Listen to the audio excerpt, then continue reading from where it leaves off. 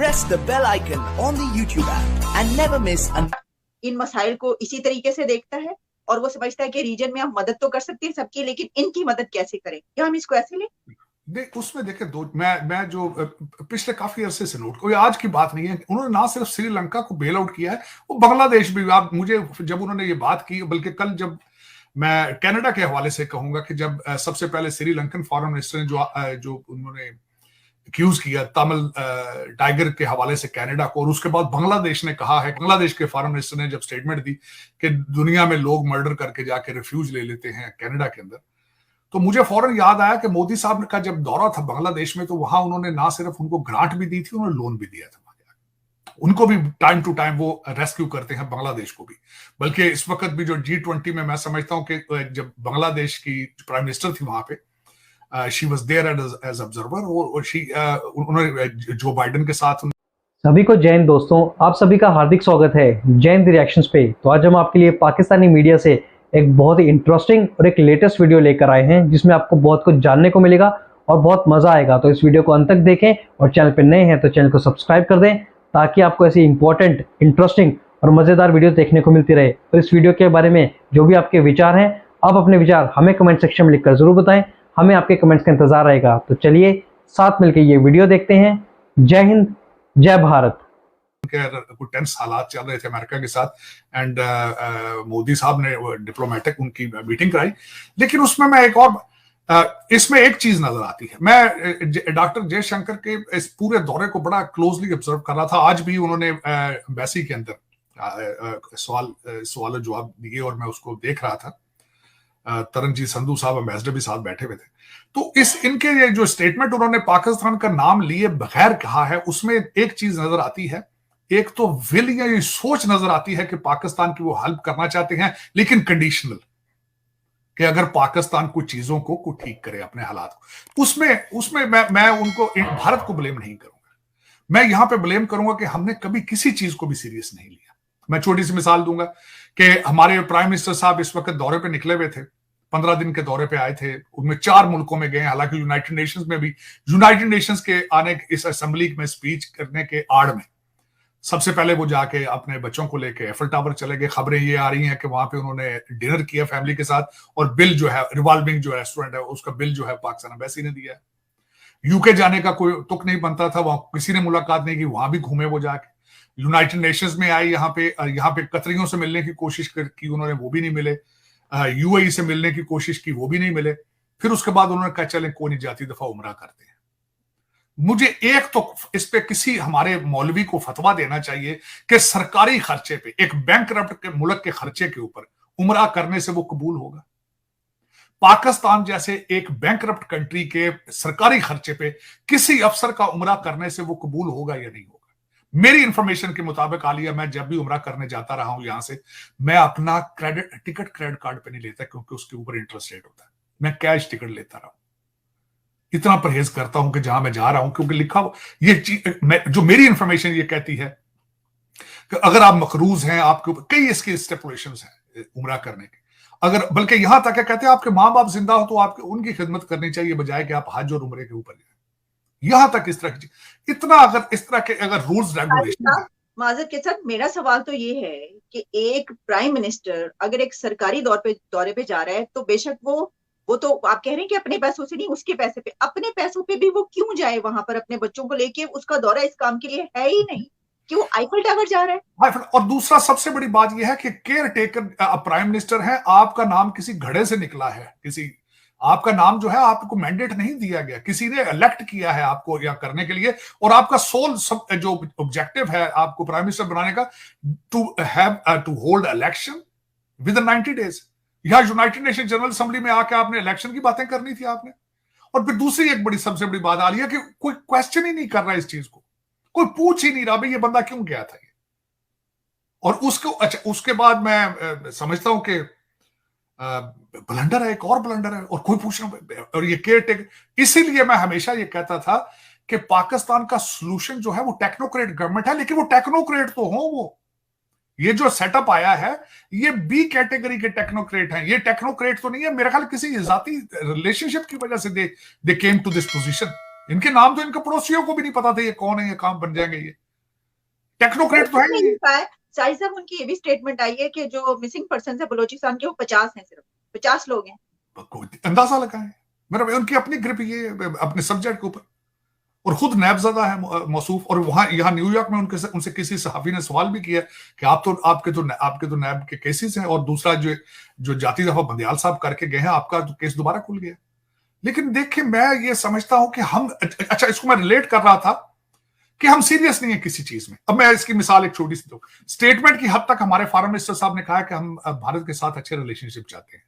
उन्होंने इसको मजीद इसमें तकवीयत दी। उन्होंने कहा हिंदू मजहब तो शुरू पाकिस्तान से हुआ है, लेकिन कैबिनेट में मिशाल मलिक को रख लिया, जो यासीन मलिक की वाइफ है।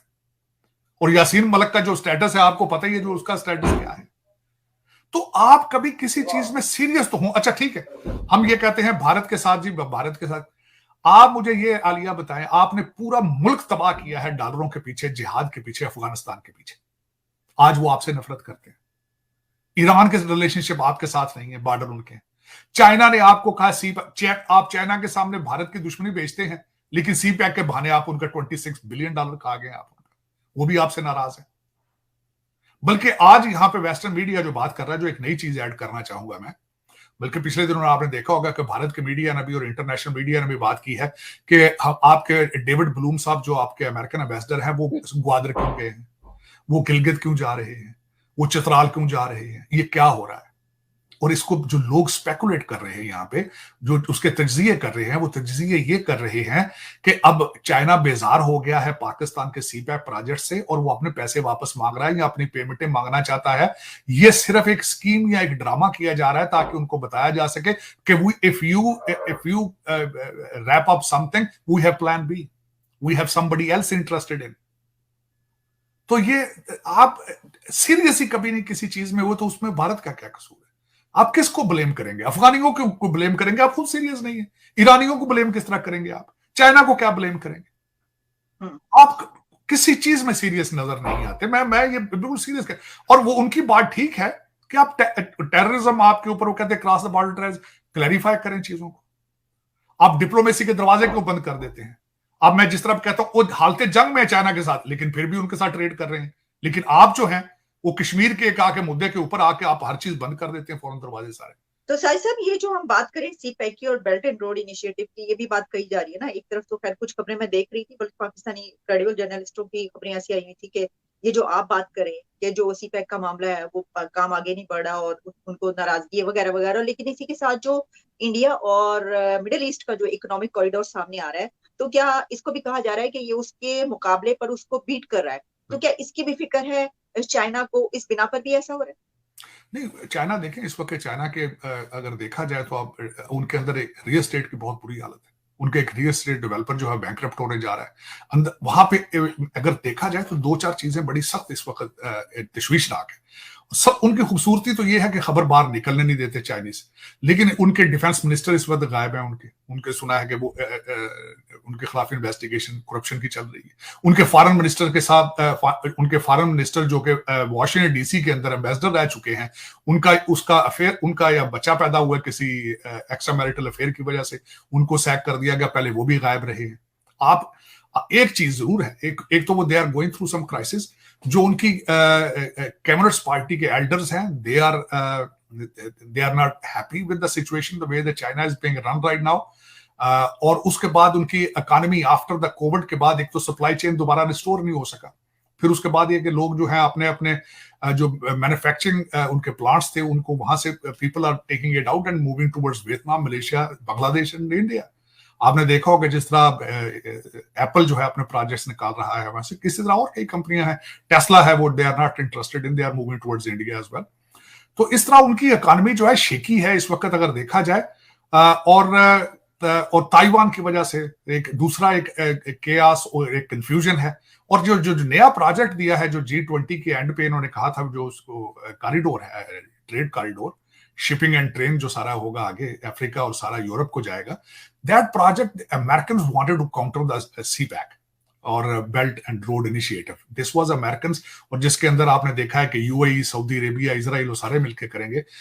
लेकिन वो प्रोजेक्ट ऑफ कोर्स उसमें China is panic, it is concern कि हमारा उसको काउंटर करेंगे। और बिलखसूस जब G20 के अंदर आपने अफ्रीकन यूनियन को मेंबरशिप दी है, उस पर भी उनको कंसर्न है, क्योंकि अफ्रीका के अंदर उनके एक्सक्लूसिव कॉन्ट्रैक्ट्स हैं। अफ्रीका के अंदर काफी घुस चुके थे चाइनीज, बल्कि वहां पे आज मैं बात करना चाहूंगा अफ्रीका के हवाले से और भी, कि आज जो मैक्रॉन ने ऐलान किया है कि नाइजर से उनके एम्बेसडर भी वापस जा रहे हैं और उनकी आर्मी भी वहां से वापस जा रही है। और जब मैं अफ्रीका को पढ़ रहा था, Africa has become destabilized as well, क्योंकि 9 कंट्रीज जो हैं अफ्रीका के अंदर वहां पे मिलिट्री कू हो चुके हैं। और जो 9 के अंदर एक कॉमन चीज है कि 9 के 9 फ्रेंच कॉलोनीज थी। तो फ्रांस का जो इन्फ्लुएंस था वहां पे वो बिल्कुल खत्म होता जा रहा है। अब उसके बाद वैक्यूम आएगा। वैक्यूम कौन फिल करता है?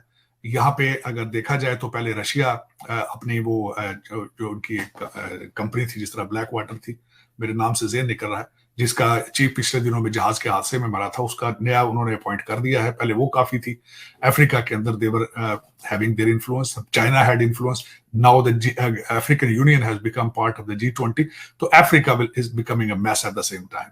लेकिन अगर देखा जाए, अगर मैं समझता हूँ पाकिस्तान के लिए फ्यूचर में मैं अकेला नहीं हूं इस वक्त, आलिया कई लोग हैं पाकिस्तानी, इंडियन और खासकर वॉशिंगटन डीसी में, जो ये समझते हैं कि पाकिस्तान के सर्वाइवल के लिए बहुत जरूरी है कि पाकिस्तान ना सिर्फ भारत बल्कि अफगानिस्तान और ईरान के साथ ट्रेड करे और be fair with China and America at the same time. वरना ये जो कभी एक से कर्जा लेके दूसरे को दे देना, दूसरे से कर्जा लेके किसी को दे देना और दरमियान से अपने बच्चों के खर्चे चलाने लंदन में और टोरंटो में, ये गेम ज्यादा अरसाब नहीं चलेगी मेरे ख्याल में। You have come to the dead end now. जी दोस्तों, आशा करता हूँ कि वीडियो को आपने अंत तक देखा होगा और ये वीडियो आपको बहुत पसंद आई होगी। अगर वीडियो आपको पसंद आई है तो इसे लाइक और शेयर जरूर कर दें और आप अपने विचार हमें कमेंट सेक्शन में लिखकर जरूर बताएं। और एक बार फिर चैनल पर नए हैं तो चैनल को सब्सक्राइब कर दें ताकि हम आपके लिए ऐसी लेटेस्ट, इंटरेस्टिंग और मज़ेदार वीडियोस लाते रहें। तो चलिए फिर मिलेंगे ऐसी ही किसी मज़ेदार वीडियो में। तब तक अपना ध्यान रखिए। जय हिंद, जय भारत।